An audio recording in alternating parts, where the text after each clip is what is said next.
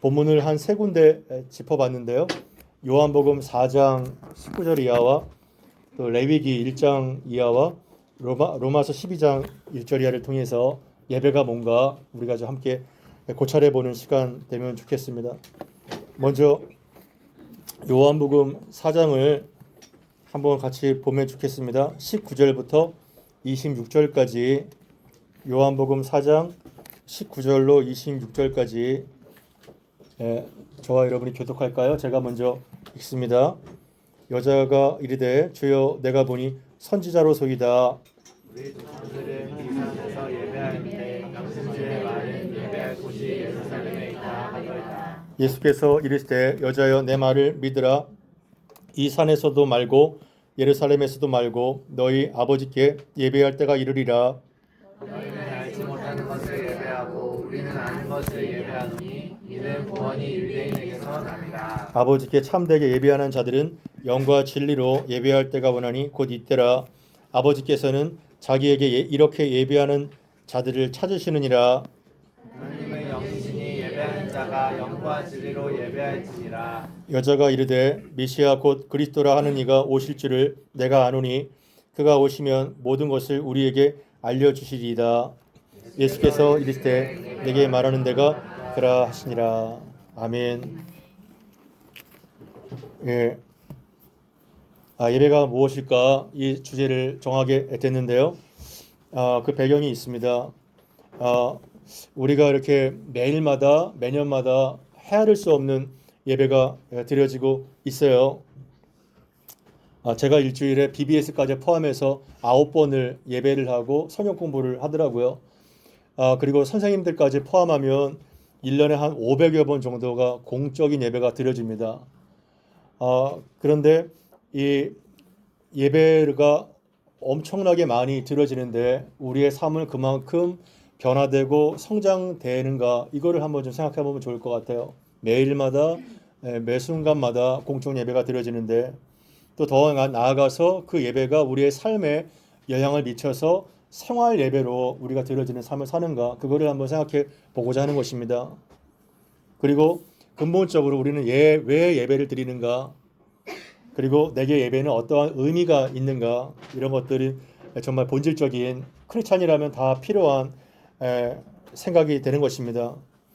그래서 한 번 예배를 드릴 때도 대지가 많잖아요. 엄청난 말씀의 도전이 지금 있잖아요. 오늘도 수많은 말씀의 도전이 있죠. 거기 한 말씀만 내 앞에 꽂혀도 정기적인 1년의 예배를 52주만 드려도 52번의 그 충격이 있는 거잖아요. 그러면 우리가 50번 이상이 변화된다면 작년과 올해가 좀 달라지고 더 성화를 이루어지는 게 맞죠, 그죠? 그러나 저를 포함해서 상당히 참 진보가 더디고 어떻게 보면 예배를 타성과 익숙함으로 드리는 이러한 것들이 많이 있죠. 그런 것들 우리가 생각하면서 신앙생활을 해 보자는 취지입니다. 그래서 본문에 예배에 관련된 많은 본문이 있지만 요한복음 4장, 레위기 1장, 로마서 12장을 통해서 여기를 한번 다루고자 하는 것입니다. 이 취지를 알고 우리가 나가면 좋겠는데요. 요한복음 4장은 너무 잘 아시는 본문일 거예요. 사마리아 여인, 이 과거가 있는 여자를 예수께서 고의적으로 찾아오시잖아요. 사마리아를 통과하여야 하겠는지라 그것은 마스트예요. 사마리아를 다 비껴가는데 예수님은 이 죄 많은 여자를 만나기 위해서 직접 찾아가십니다. 그리고 대화를 거시고 물이라는 매개체를 통해서 영생수를 설명해 주세요. 이처럼 기독교의 예배는 뭐냐면 하나님이 죄인된 우리를 찾아오시는 겁니다. 아멘. 다른 모든 이방의 종교들은 뭐예요? 이방의 종교들은 인간이 신을 찾아요. 다 인간이 신을 추구합니다. 하지만 유일하게 기독교만큼은 죄인의 인간에게 찾아오신다는 거예요. 그걸 찾아오셔서 굉장히 수치스러운 그 남편 문제를 건드려요. 남편을 불러와라. 죄 문제가 이제 다뤄져야 예수의 그 은혜가 느껴지게 되는데요. 그 맥락이 이제 19절 앞에 본문입니다. 그러한 상황에서 여자가 이제 시치미를 떼지만 그래 네 말이 옳다. 다 너와 함께한 남자는 내 남편이 아니지 않느냐 인정을 해주시면서 여자의 관점이 조금씩 변화가 되는데요. 19절 20절을 같이 한번 읽어보겠습니다. 시작. 여자가 이르되 주여 내가 보니 선지자로소이다. 우리 조상들은 이 산에서 예배하였는데 아멘. 여자가 이 19절을 보니까 주여 내가 보니 선지자로소이다. 처음에는 예수님에 대한 인식이 어떻게 됐나요? 그냥 여행객이었어요. 유대 여행객이었었어요. 그리고 남자들이 여자한테 말을 건다는 것은 생각지 못하는 시대적인 배경이거든요. 근데 먼저 유대인 남자가 여자에게 물을 달라고 말을 걸잖아요. 그러면서 이 여자가 토라지면서 당신이 야곱보다 크니까 하면서 대화를 진행하다가 영생의 샘물에 대한 관심을 갖게 된 거죠. 근데 오늘 19절을 봐요. 유대인 여행자라는 그 예수님이 눈이 점점 띄어지죠. 여자가 변화가 돼요. 주여가 되고 선지자가 되고 마지막 26절에는 메시아를 만나게 됩니다. 그러니까 눈이 계속 열려지게 되는 거예요. 유대인 남자, 선지자, 주여, 선지자, 메시아. 그래서 우리의 눈이 예배를 통해서 계속 성장하고 눈이 열려야 된다는 것을 알게 되죠. 예배를 드리는 대상에 대한 알미 있어야 예배가 감격적이고 예배가 살아있게 되는 것이지, 우리가 예배를 드리는 대상에 대한 무지 가운데 있다면 우리는 예배를 타성해 줄 수밖에 없는 거예요. 그래서 에베소서 1장 17절에 보게 되면 제가 읽겠습니다. 우리 주 예수 그리스도의 하나님 영광의 아버지께서 지혜와 계시의 영을 너희에게 주사 하나님을 알게 하시고 너희 마음의 눈을 밝히사 그 부르심의 소망이 무엇이고 성도 안에서 그 기업의 영광이 풍성함이 무엇인지를 알게 하기를 구하노라. 에베소 교회를 향한 1번 기도의 제목이 뭐예요? 사도 바울이 계시와 지혜의 영을 부어주셔서 하나님을 알게 하시고, 아멘. 하나님을 아는 것이 1번 기도의 제목이 있다는 겁니다. 왜냐하면 하나님을 알아야 예배가 얼마나 감격적이고 예배가 무엇인지를 깨닫게 되고 신앙의 성장이 있는 거죠. 저도 여러분들에게 하나님을 더 감격적으로 알게 되는 역사가 있기를 바랍니다. 이것이 1번 기도 제목이 돼야 되는 것입니다. 그래야 눈이 계속 열리게 되는 거예요. 그런데 이 여인이 눈이 열리게 되면서 어떤 것에 대한 관심을 갖게 됐죠? 20절에 보니까 우리 조상들은 이 산에서 예배를 하는데 당신의 말은 예배할 곳이 예루살렘에 있다더이다. 지금 여인이 부도덕한 행위에서 왜 갑작스럽게 예배에 대한 관심이 이어지게 됐을까요? 예배가 왜 갑자기 주제가 전환이 되죠? 이 여자도 아는 거예요. 자신의 수치스러운 이 죄의 문제가 예배를 통해서만 해결받을 수 있다는 것은 알게 된 겁니다. 짐승을 잡아 죽여서 그 피를 가지고 사죄를 받는 그것은 기본적으로 다 아는 거죠. 사마리아 여인이라고 하도요. 그래서 여기 보게 되면 이 여자는 지금 북이스라엘 사마리아 여자잖아요. 그 역사를 잠깐 아실 거예요. 북이스라엘과 남유다가 쪼개지면서 남유다의 예루살렘에 있는데 북이스라엘 초대왕 여로보암은 불안한 거예요. 나라가 나눠졌지만 절기 때만 되면 예루살렘에 가니까 자기를 배반하고 이 사람들이 돌아갈 거다 해서 단과 베델에 금송아지 우상을 세웠잖아요. 그 핵심적인 산이 그리심산이었거든요.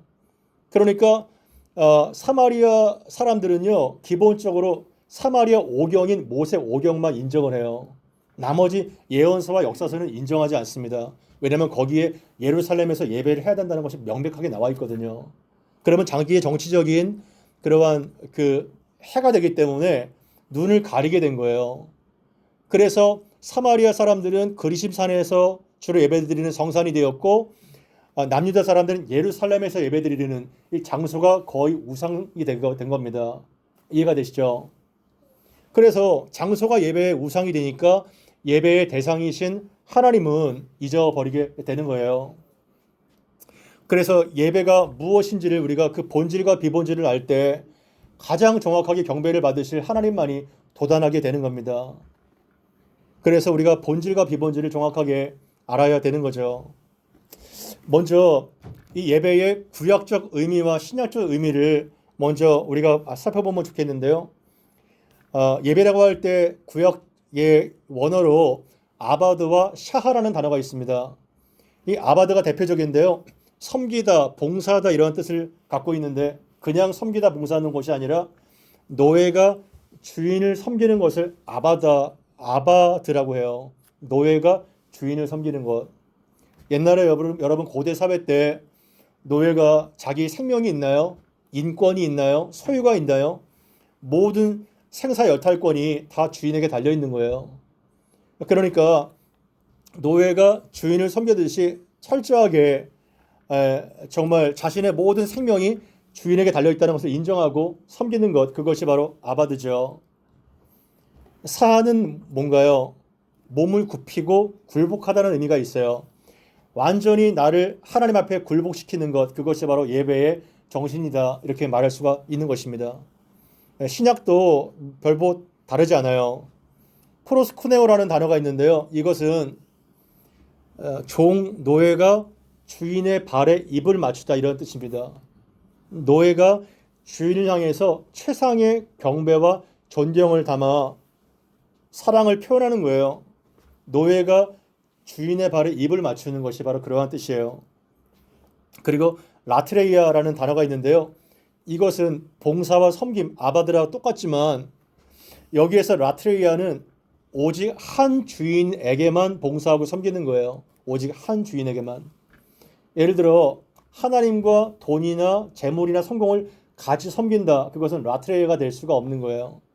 오직 한 주인에게만 충성을 다할 때 그것은 라트레이아가 되는 거죠. 그리고 영어로 예배가 뭔가요? 영어는 아시죠? worship이라고 합니다. worship. 그것은 worsh라는 것과 ship이라는 단어가 합성되는 건데요. worsh는 가치입니다. 나의 삶의 최고의 가치를 바로 하나님께 돌려드리는 것. 그것이 바로 worship인 거예요.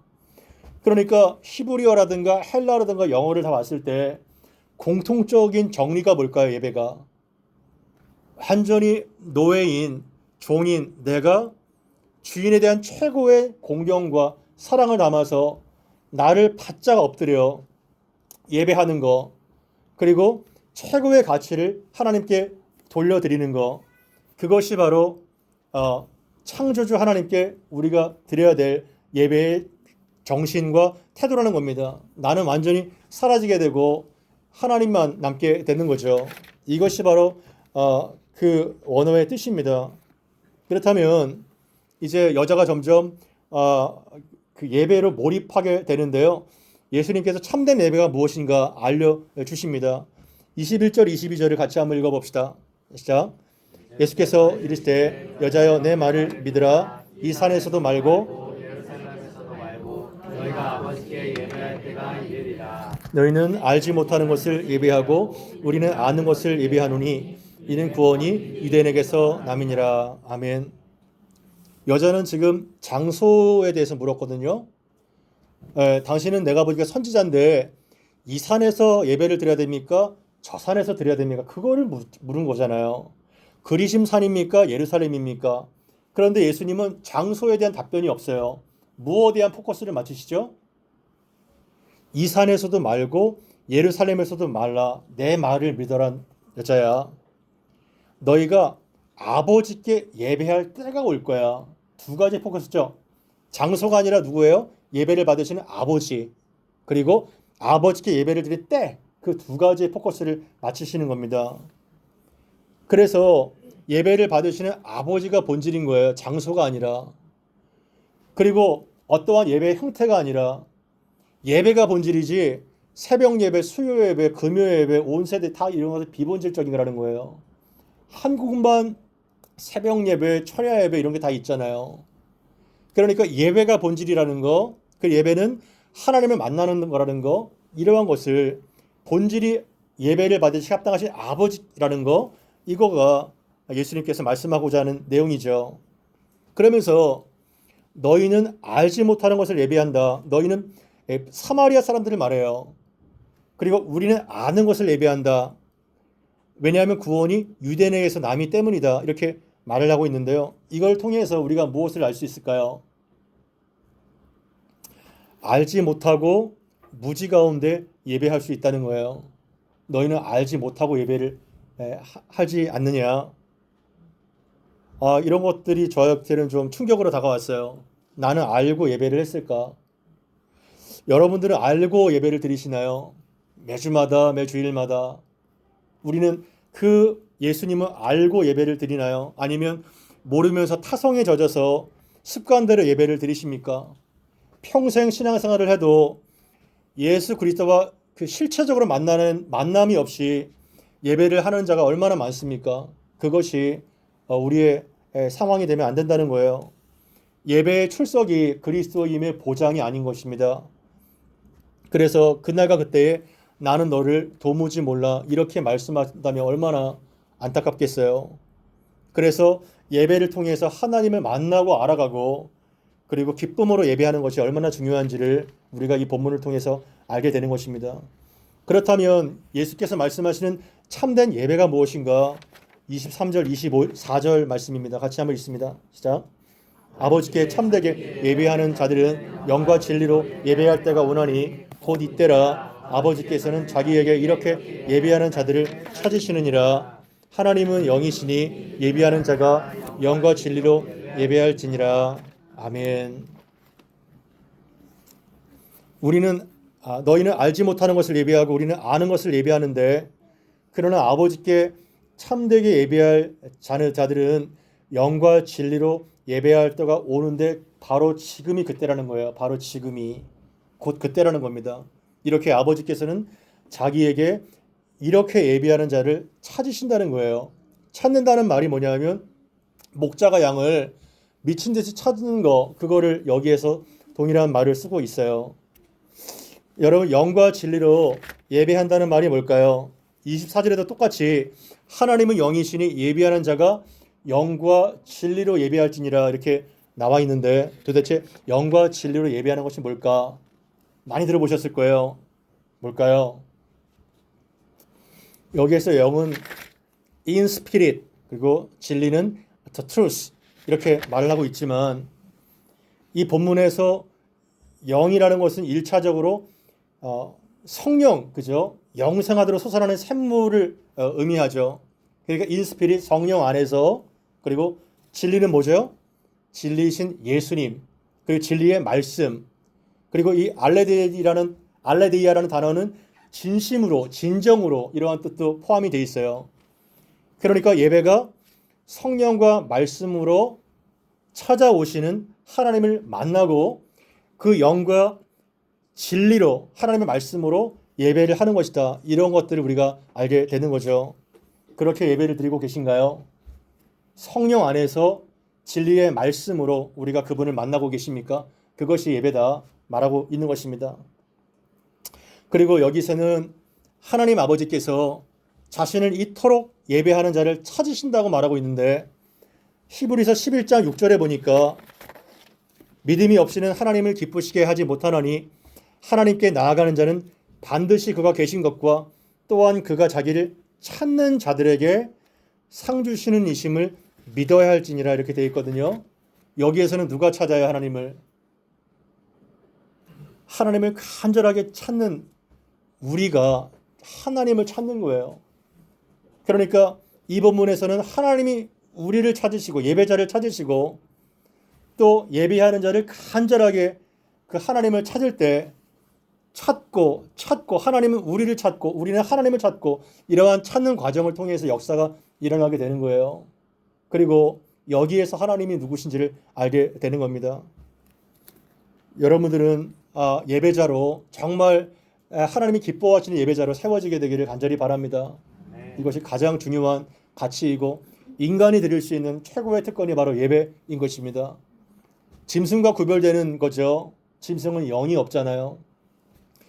천사와 인간과 짐승이 다 하나님이 만드신 피조물이에요. 천사는 뭐만 있어요? 영만 있잖아요. 육이 없어요. 짐승은 뭐만 있어요? 육만 있죠. 영이 없어요.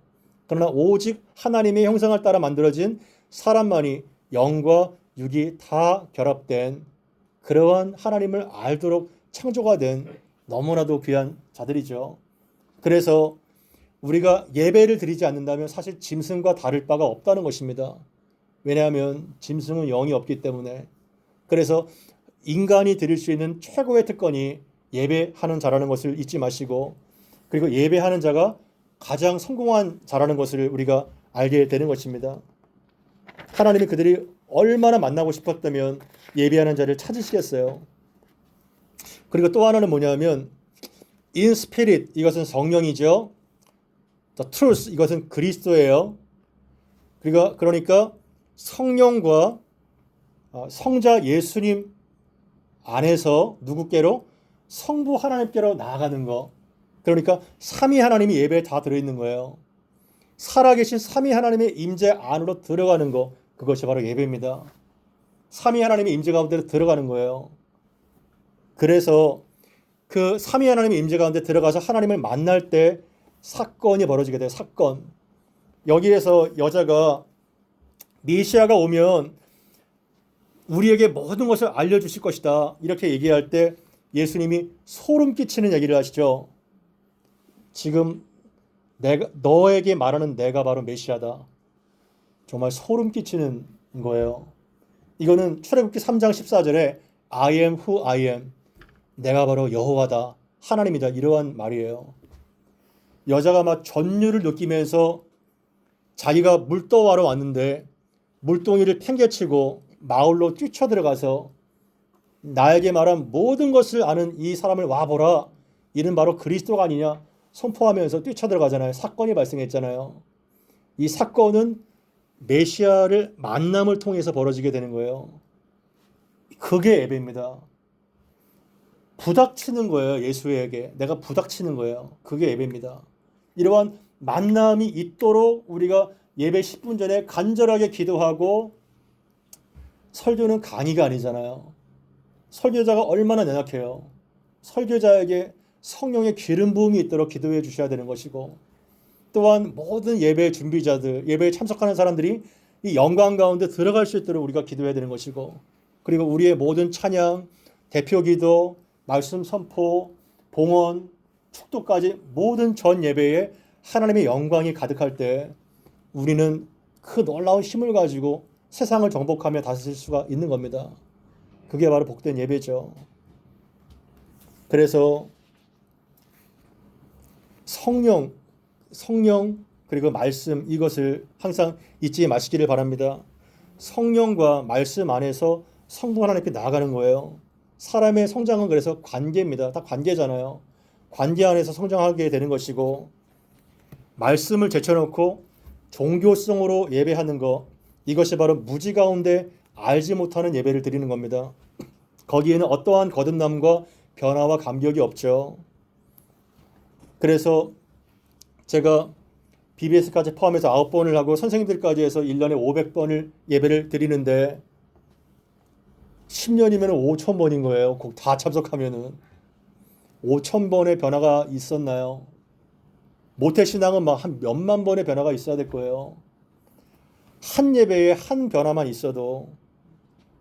여러분들은 말씀이 잘 들리나요? 그리고 말씀이 잘 실행되고 적용되고 있나요? 그리고 몇 번의 예배를 드려야 우리가 변화가 될까요? 예배의 횟수가 아니라 한 번의 예배를 드려서 그 말씀이 완전히 나를 강타하고 꽂힐 때 그 사람은 뒤집어지게 되는 거예요. 예배의 횟수가 아니라. 그리고 또 하나는 뭐냐면, 말씀을 전하는 설교자가 밉거나 서운하다면 그 말씀이 잘 들리겠나요? 들리지 않겠나요? 말씀이 하나도 안 들려요. 하나도. 예. 왜냐하면 설교라는 것은 뭐냐면 인격을 통한 진리의 선포기 때문에, 그 사람의 인격을 통해서 하나님이 대언적 말씀을 하시기 때문에 그 말씀 선포자를 신뢰하지 못하고 그에 대한 불신이 있다면 말씀이 하나도 안 들려요. 이것은 정말 신앙적인 재난입니다. 정말 재난이에요. 하지만 제가 밉지 않고 제가 서운하지 않고 그 말씀 자체에 어떠한 전제 없이 이 말씀을 그대로 들을 때에 여러분들의 영적인 성장은요 정말 어마어마하게 성장하게 될 거예요. 영적인 거인으로. 저는 그거를 말씀드리고 싶어요. 왜냐하면 말씀을 전하는 자나 말씀을 듣는 자나 다 하나님의 말씀에 부복해야 됩니다. 다 납작 엎드려야 되는 거예요. 그래서 우리는 모두가 다 하나님의 말씀에 굴복해야 된다는 거, 그것이 예배인 것입니다. 여자가 뭐예요? 바로 진리를 눈앞에 두고도 그분이 메시아라는 것을 몰랐잖아요. 이처럼 우리는 까막 눈으로 예배를 드릴 수가 있는 거예요. 너에게 말하는 내가 메시아다. 얼마나 여자가 소름이 끼쳤겠어요. 이처럼 자신을 완전히 계시하셔서 자신을 메시아라고 선포하시고 내가 진정한 예배의 대상이다 말씀하실 거예요. 제가 누차 말씀드렸듯이 인격을 갖고 계신 예수 그리스도 외에는 전부 다 우상이 될 수 있다는 것을 명심하십시오. 인격이신 예수 외에 심지어 예배, 나의 봉사, 나의 열심, 그리고 선교, 절기, 그리고 심지어 하나님의 말씀을 선포하는 모든 설교 행위 다 우상이 될 수가 있는 겁니다. 다 우상이 될 수 있는 거예요. 왜냐하면 인간은 너무나도 악하고 영리하기 때문에 하나님만이 조명돼야 되는데 인간이 거기에서 알짱알짱 거리려고 해요. 인간이 알짱알짱 하면 안 됩니다. 모두가 다 하나님만이 솔리데오 글로리 하나님만이 높여져야지 인간이 거기에서 얼찐거리면 안 되는 거예요. 그래서 대표 기도를 하건 성가대가 찬양을 하건 어떠한 헌신과 봉사를 하건 나의 은사는 나타내지만 누구만 높여져야 되는 거예요? 하나님만 높여져야 되는 거예요. 제가 설교하지만 목사님 은혜 받았습니다. 그게 아니라 목사님의 말씀을 통해서 내가 예수를 만났습니다. 목사님의 말씀을 통해서 내가 하나님의 임재를 경험했습니다. 그게 바로 설교예요. 하나님만 높여줘야 되는 거예요. 하나님만. 그래서 개혁주의 신학에서는 사람들 이렇게 세워가지고 박수치는 거 아주 금지합니다.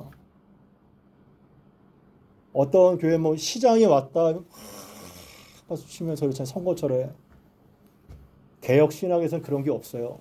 사람에게 박수를 치지 않아요. 어떠한 사람에게도. 목사의 이름의 타이틀이 높여지는 거 그거 정말 반성경적입니다. 오직 솔리데오 글로리아 하나님만 높여져야 되는 거예요. 그래서 교회는 정말 문자 그대로 하나님만 주인이세요. 헌금을 많이 하거나 이 교회를 세웠거나 또한 유명한 스타 목사가 주인이 아니라 오직 하나님만 남도록 너와 말하는 내가 메시아다. 그 예수님 앞에 우리는 소름을 끼칠 정도로 그분의 임재를 만나는 거 그게 바로 예배라는 겁니다. 그래서 변화가 되잖아요. 그리고 사마리아 최초의 여선교사가 된 여선교사. 사마리아와 남유다와 얼마 동안 간격이 있었어요? 800년 동안 관계 800년 동안. 그 복음의 불모지에 최초로 뛰어들어가서 말씀을 전하고 예수를 소개한 사람이 바로 문제가 많은 과거 이 여자예요. 못된 여자. 하나님은 그 사람을 쓰세요. 베드로와 요한과 그런 사람은 안 쓰세요. 문제 많은 그 여자를 쓰십니다. 그게 바로 교회예요. 그게. 또 하나 볼까요? 레위기 1장 1절부터 9절입니다.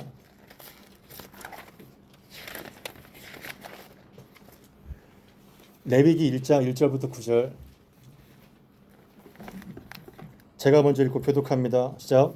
여호와께서 회막에서 모세를 부르시고 그에게 말씀하여 이르시되 이스라엘 자손에게 말하였으라. 너희 중에 누구든지 여호와께 예물을 드리려거든 그 중에서 소나 양으로 예물을 드릴지니라. 그 예물이 소의 번제이면 흠없는 수컷으로 회막문에서 여호와 앞에 기쁘게 받으시도록 드릴지니라.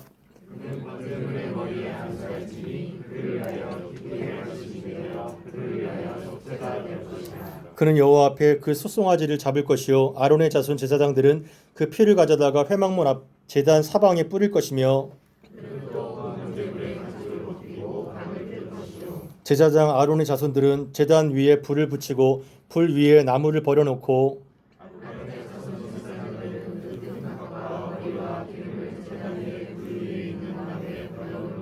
같이 합니다. 그 내장과 정강이를 물로 씻을 것이요 제사장 그 전부를 제단 위에 불살라 번제를 드릴지니 이는 화제라 여호와께 향기로운 냄새니라. 아멘. 이 레위기는 어떻게 보면 예배 규정집입니다. 거룩한 하나님께 죄인된 인간이 어떻게 나갈 수 있느냐 그것을 알려주는 예배 규정집이에요. 여기에 5가지 그 제사가 나오게 되는데요. 번제와 소제와 화목제, 속죄제, 속건제 이 5가지 제사가 나옵니다. 화목제는 3가지로 또 나눠지는데 감사제, 서원제, 낙헌제, 자원제라고 하죠. 그 제사가 나눠지게 되는데요. 나중에 혹시 기회가 되면 이 레위기를 좀 살펴보면 얼마나 좋을까 생각합니다. 레위기가 굉장히 어려운 책이지만 모세 오경의 가장 중앙에 있는 책처럼 너무나도 중요한 이러한 메시지를 담고 있어요. 그 중에서 가장 기본이 되는 번제를 오늘 잠깐 다루고자 합니다. 1절에 보게 되면 여호와께서 회막에서 모세를 부르시고 그에게 말씀하여 이르시되 누구든지 여호와께 예물을 드리려거든 가축의 중에서 소나 양으로 예물을 드릴지니라. 여호와께서 회막에서 모세를 부르시는데 예배의 시작은 하나님의 부르심에서 시작됩니다. 그래서 우리의 응답이 바로 예배의 시작이죠. 신약에는 예수 그리스도의 단번 제사로 모든 제비적인 법이 다 사라졌고 오직 보혈의 피만 참된 흠없는 제물이 되신 예수님의 피만 의지하여 나가면 되지만 이제는 더 이상 번제와 소제와 화목제와 이러한 속죄제와 속건제를 드릴 필요가 없지만 그 정신은 살아있어요? 살아있지 않아요? 그 정신은 살아있는 거예요. 그래서 그 정신을 알고 우리가 적용해야 될 때 이 레위기가 가치가 있는 겁니다. 여기에서 누구든지는 모든 남녀, 노소, 빈부, 격차 어떠한 사람이든지 간에 예물을 드려서 하나님께 예배할 자격이 있다는 거예요. 그리고 번제가 뭐죠? 완전히 제물을 다 태워드리는 겁니다. 가축만 빼고. 그러니까 완전한 헌신과 온전한 위탁이 거기 번제에 있는 거예요. 반트 오퍼링을 하죠. 완전히 태워서 드리는 거예요. 그러니까 나의 온 중심과 전 마음을 다해서 하나님께 드리는 것이 바로 예배다. 우리가 이렇게 알 수 있죠. 그래서 우리는 예배 보러 갑시다. 예배가 보는 것이 아니라 예배는 뭐 하라는 거예요? 드리는 겁니다. 드린다는 것이 굉장히 많이 나오죠. 계속 반복돼서. 드릴지니라. 예물을 드릴지니라. 여호와 앞에 기쁘게 받으시러 드릴지니라. 예배는 드리는 거라고 우리가 알아야 됩니다. 하나님께 찬양을 드리고 기도를 드리고 헌물을 드리고 마음을 드리고 정성을 드리고 드리는 거예요. 그럴 때 드릴 때 말씀과 성령으로 우리 가운데 찾아오셔서 은혜를 베풀어 주시는 것이 은혜의 방식이죠. 그래서 예배를 1차적으로 나올 때 내가 은혜를 받으려고 내가 감동을 받으려고 나오는 것은 잘못된 마음이에요.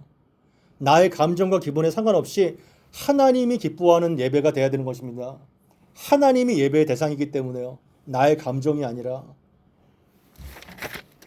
그래서 3절 4절에 같이 한번 3절 4절 읽어봐요. 시작. 그 예물이 소의 번제이면 흠없는 수컷으로 그는 범죄물의 머리에 안수할지니 그를 위하여 기쁘게 받으심이 되어 그를 위하여 속죄가 될 것이라. 아멘. 그 예물이 소의 번제이면 완전히 태워서 이제 드리는 거죠. 온전한 헌신과 순종이 있죠.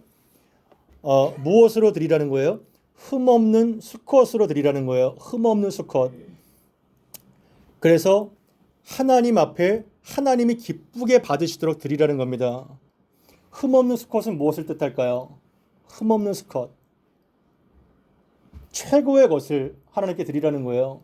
병든 거라든가 저는 거, 쓸모없는 것이 아니라 좋은 거는 다 너희들이 챙기고 쓸모없는 것을 바치는 것이 아니라 최고의 것, 완전히 건강하고 흠이 없는 수컷으로 하나님 앞에 드리고 기쁘시게 받는 예배가 되라는 겁니다. 요새 창세기가 계속 나가고 있는데요. 많은 은혜를 받습니다. 창세기 4장 4절에서 5절을 보게 되면 아벨과 가인의 제사가 나와요. 근데 아벨과 그의 제물은 받으셨으나 가인과 그의 제물은 받지 않으셨다는 말씀이 나오죠. 그런데 왜 아벨의 제물은 받으시고 가인의 제물은 받지 않으셨을까요? 제가 새벽 예배 때 말씀을 드렸는데요. 그냥 아벨의 제물은 받으셨고 가인의 제물이 받지 않았다 이렇게 나오시지 않잖아요. 아벨과 그 제물이에요. 가인과 그의 제물이에요. 그러니까 하나님의 관심사는 제물보다는 제물을 드리는 사람과 인격에 더 관심이 있다는 것을 알 수 있겠죠. 우리의 태도와 우리의 인격과 우리의 마음이 하나님께 연합이 되도록 하는 것이 더 중요하다는 거죠. 그래서 아벨과 그의 제물이에요. 그리고 가인과 그의 제물이에요.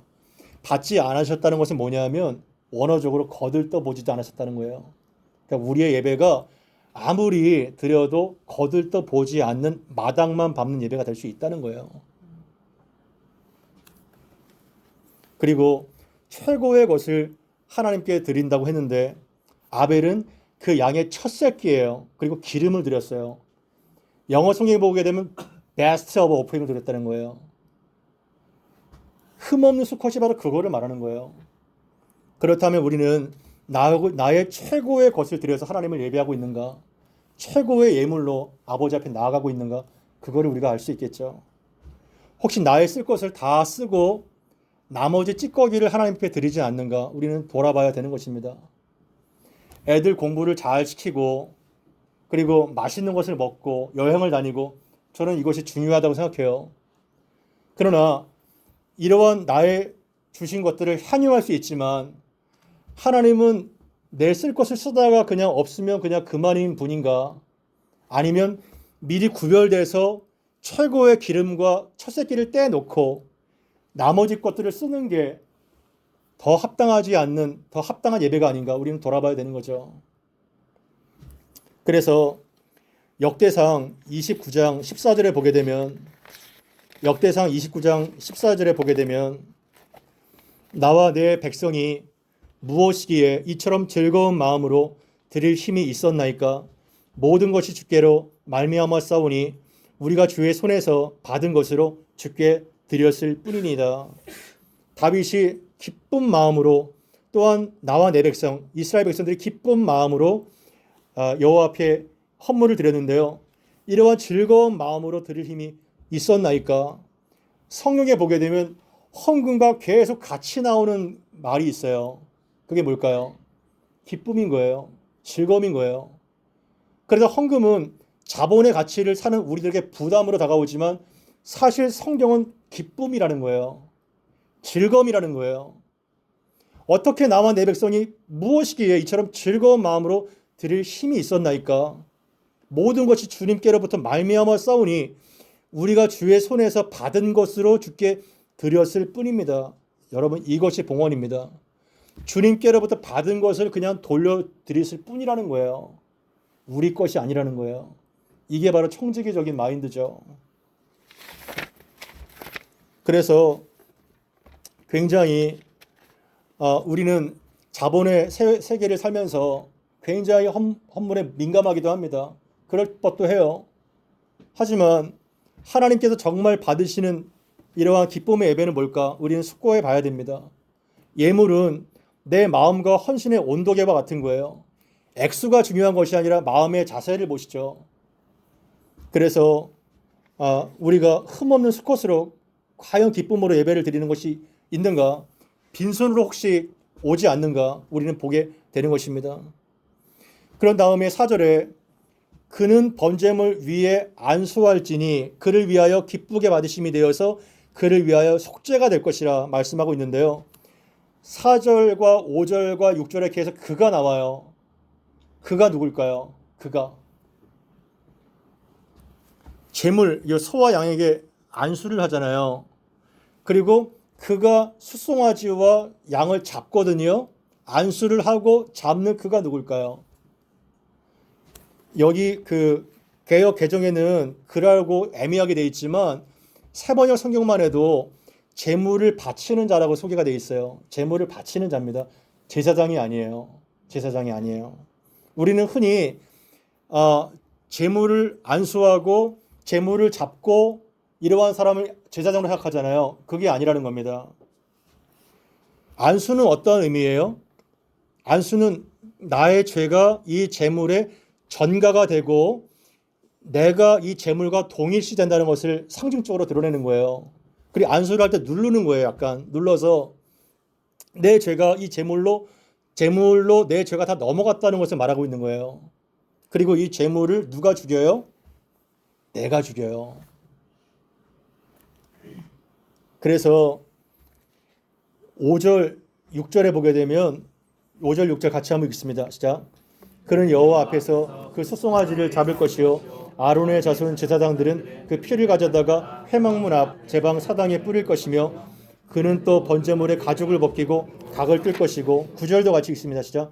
그 내장과 정강이를 물로 씻을 것이요 제사장은 그 전부를 제단 위에 불살라 번제로 드릴지니 이는 화제라 향기로운 냄새니라. 아멘. 여기에 모든 전 과정이 다 거의 제물을 바치는 자가 주체적으로 일합니다. 안수하는 것도, 제물을 잡아 죽이는 것도, 가죽을 벗기는 것도, 각을 뜨는 것도, 씻는 것도, 내장과 정강이를 다 누가 해요? 제사를 드리는 자가 해요. 제사장이 아니라. 그러니까 예배에 참여하는 주체가 누구라는 거예요? 모든 예배자라는 겁니다. 목회자가 아니라는 거예요. 여러분 한 사람 한 사람이 다 주체자라는 겁니다. 그래서 나는 주체적으로 예배에 참석하고 있는가? 이거를 봐야 됩니다. 그리고 이 소와 양을 잡을 때 얼마나 정말 피가 튀기고 피냄새가 진동을 하지 않겠나요? 한 마리를 잡아요. 성전에 그냥 정말 피냄새가 진동했을 거예요. 피비린내가. 그리고 여기에서 내장과 정강이를 씻잖아요. 내장은 그 창자에 그 배설물이 있잖아요. 정강이는 다리를 씻는 거예요. 더러운 거기 때문에 더러운 부분을 씻어내는 거예요. 얼마나 역겹고 더러운 냄새가 코를 찔렀겠어요. 그러한 전 과정을 내가 하면서 나는 뭘 느껴요? 내가 죄를 지었기 때문에 내가 죽어야 되는데 나 대신에 이 소가 죽는구나. 이 양이 죽는구나. 소를 잡을 때요. 어떠한 소는 울어요. 우는 거 봤어요? 소가요? 도살장에 끌려가기 전에. 내가 울고 내가 잡아 죽어야 되는데 나 대신에 저 소가 죽는구나. 그리고 심지어 내가 목을 내려치고 그리고 각을 뜨잖아요. 각을 뜬다는 것은 여러 개를 잘라가지고 토막을 낸다는 거거든요. 이것이 바로 예배라는 거예요. 피가 튀기고 피비린내가 나고 내장에서 썩은 내가 나고 이거를 실물로 다 보면서 너의 죄가 얼마나 역겨운지 너의 죄가 얼마나 비참한지 그리고 네가 얼마나 이러한 비참한 상황 가운데 은혜를 입었는지 실제로 보게 보라는 거예요. 네가 죽어야 되는데 이 짐승이 죽는다는 거죠. 그래서 예배는 뭐냐면 말씀의 칼로 나를 완전히 잡아 죽이는 게 바로 예배예요. 그래서 그리스도의 보혈의 피가 예배에 선장하다 진동해야 됩니다. 피비린내가 나야 되는 거예요. 그 피가 우리의 고장난 내면을 썩은 내면을 완전히 수술을 해가지고 고치고 새로워지고 그 사죄의 은혜에 감격하면서 기뻐하는 것. 내가 죽어야 되는데 내 대신 저 짐승이 죽어서 나는 새로운 출발을 하게 되었구나. 이거가 바로 예배입니다. 나는 새로운 출발을 하게 되었구나. 더럽고 역겹고 부정한 그 내장 썩는 냄새가 나의 수치스러운 죄였구나. 그 사죄의 기쁨으로 예배당 반문을 빠져나가는 거예요. 그러면서 온몸에 얼마나 피냄새가 튀겼겠어요. 피가 튀기고 내장이 튀기고 똥냄새가 가득하지만 그 사람의 표정이 어떻겠어요? 기쁨으로, 기쁨과 즐거움으로, 감격으로 그가 예배당을 나갔겠죠. 그게 예배라는 것입니다. 이러한 사죄의 기쁨과 은혜의 감격이 있습니까? 예배를 드릴 때 나의 모든 그 말씀의 검으로 나를 죽입니까? 나의 자아를 죽입니까? 나의 교만과 음란과 탐심과 거짓과 그 모든 것들을 다 죽여서 각을 떠가지고 나를 완전히 각을 떠서 나를 토막을 내서 불살라서 완전한 번트 어퍼링으로 아버지 앞에 드리는가? 이것이 바로 예배라는 것입니다. 그리고 그 번제, 번트 어퍼링에 대한 신약적 주석이 바로 로마서 12장 1절 2절이에요. 사도 바울은 너희 몸을 하나님 기뻐하시는 거룩한 산 제물로 드리라. 이 몸이 바로 번제물입니다. 그래서 로마서 12장 1절 2절만 같이 한번 읽어봅시다. 시작. 그러므로 형제들아 내가 하나님의 모든 자비하심으로 너희를 권하노니 너희 몸을 하나님이 기뻐하시는 거룩한 산제물로 드리라. 이는 너희가 드릴 영적 예배니라. 너희는 이 세대를 본받지 말고 오직 마음을 새롭게 함으로 변화를 받아 하나님의 선하시고 기뻐하시고 온전하신 뜻이 무엇인지 분별하도록 하라. 아멘. 이것이 마지막 적용입니다. 적용. 요한복음 4장, 레위기 1장, 그리고 로마서 12장, 이 흐름을 잘 기억하세요. 공적 예배는요, 어디에서 진정한 예배성이 드러나나요? 우리의 생활의 산 예배, 생활 예배를 통해서 거기서 증명되는 겁니다. 그래서 공적 예배와 생활 예배가 연결되어 있어요. 아무리 이렇게 뜨겁게 열광적으로 찬양하고 엄청난 미친 듯이 예배를 드리더라도요, 삶이 개차반이고 삶에서 거룩함이 나타나지 않으면 그것은 공적 예배가 아무 의미가 없는 거예요. 공적 예배와 생활 예배가 순환이 돼야 됩니다. 선순환이. 그래서 로마서 11장까지 영광스러운 진리를 선포한 이후에 그러므로 형제들아, 사도 바울이 뭘 권면해요? 하나님의 모든 자비하심으로 너희를 권면하는데 너희 몸을, 여기에서 몸이 레위기 1장에서 말했던 번트 어퍼링 번제물이에요. 너희 몸을 하나님이 정말 기뻐하시는 거룩한 산 제물로 드리라. 이것이 너희가 드릴 영적 예배니라. 여기서 예배가 라트레이아, 예배를 말합니다. 그런데 이상한 표현이 있어요. 신학에서는 너무나도 모순적인 표현을 해요. 그것은 뭐냐면 산 제물이라는 거예요. 산 제물, living sacrifice. 여러분, 산 제물이 과연 있을 수 있을까요? 뜨거운 아이스크림이 있어요? 차가운 불이 있어요? 아니, 제물의 전제는 뭐예요? 죽은 게 제물이잖아요. 죽지 않으면 그냥 동물이죠. 근데 왜 living sacrifice죠? 왜 산 제물이죠? 왜냐하면 산 제물은 내가 완전히 죽어서 내 안에 누가 살아요? 성령이 살아서 드려지는 제물이기 때문에 내 자아는 다 죽었지만 내 안에 예수가 살기 때문에 그 사람은 리빙 세크리파이스가 되는 겁니다. 아멘. 그게 바로 예배를 통해서 나타나게 되는 거죠. 죽은 것이 아니라 살아 숨쉬는 동안에 나의 삶과 인격 전체를 통해서 드려지는 제물, 그것이 바로 생활 예배입니다. 이런 예배가 되면 얼마나 좋을까 우리는 사모하게 되는 거죠. 이런 예배를 한번 꿈꿔봅니다. 예, 은혜교회 성도들, 이런 예배가 돼야 되지만 더 그렇게 나아가게 되기를 바랍니다. 세상과 분리가 되지 않고 구별된 삶, 하나님께서 우리에게 원하시는 삶은 성공한 삶이 아니라 거룩한 삶이라는 것을 우리가 알게 되죠. 거룩이 사실은 성공이에요. 그래서 너희는 이러한 리빙 세크리파이스가 되기 위해서 어떻게 돼야 되느냐? 이 세대를 본받지 말라가 첫 번째입니다. 이 세대를 본받지 말고, 이 세대는 이 세상의 악한 가치관인 거예요. 물질주의, 인본주의, 다원주의, 거짓과 탐욕과 음란과 죄와 이러한 모든 하나님을 대적하는 그러한 세대의 가치관을 본받지 말고, 동화되거나 따르지 말고 오직 마음을 새롭게 함으로, 이거는 계속적인 용법이에요. 계속 새롭게 해야 되는 거예요. 그리고 변화를 받는 겁니다. 하나님은 우리에게 완벽을 요구하지 않아요. 완벽할 수가 없어요. 무엇을 원해요? 완벽이 아니라 변화를 원하는 겁니다. 변화가 돼야 되는 거예요. 그래서 하나님께서 선하시고 기뻐하시고 온전하신 뜻이 무엇인지를 분별해야 우리는 이 악한 세대 가운데 노아처럼 하나님과 동행할 수 있고 구별된 삶을 살아갈 수가 있다는 거죠. 그래서 마지막으로 로마서 12장 1절 2절 말씀을 통해서 우리는 적용해야 됩니다. 아까 서두에 말씀드렸듯이 하루에 정말 10번 이상, 1년에 500번 이상의 공적 예배를 드리는데 우리는 수없이 말씀과 예배를 들어도 왜 변화가 없을까? 삶의 적용이 없기 때문입니다. 하나만, 우리가 오늘 예배를 통해서 하나만 적용합시다.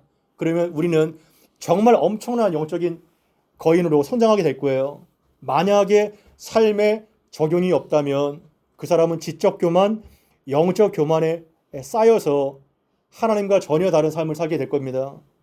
그래서 열매로 알리라 이러한 말씀을 통해서 요한복음 4장을 통해서 사마리아 여인이 하나님을 뜨겁게 만나고 그리고 레위기 1장을 통해서 예배가 무엇인지 어떻게 죄인인 인간이 거룩한 하나님께 나가야 되는지 보게 됐고 그리고 예배가 그렇게 감격적으로 드려졌다면 어떻게 생활 예배로 드려져야 되는가 로마서 12장 1절 2절을 살펴봤습니다. 저는 저희 교회가 한국에 있다면 꽁안에 감시가 없다면 저기 그 출입문 앞에 이렇게 써놓고 싶어요. 지금부터 본격적인 예배의 시작입니다. 이렇게요. 예배를 마치고 쫙 나갈 때 저거를 보면서 아 지금부터 본격적인 예배의 시작이구나. 저 문을 나가면서가 예배가 되구나. 이렇게 좀 하면 좋겠어요. 그렇게 생활 예배자로 사실 거죠. 네. 그렇게 되기를 바랍니다. 제가 기도하고 이제 30분 동안 소그룹 나누면서 들은 말씀을 가지면서 한번 이렇게 나누면 좋을 것 같아요. 나눠야 됩니다. 반드시 나눠야 내 것이 됩니다.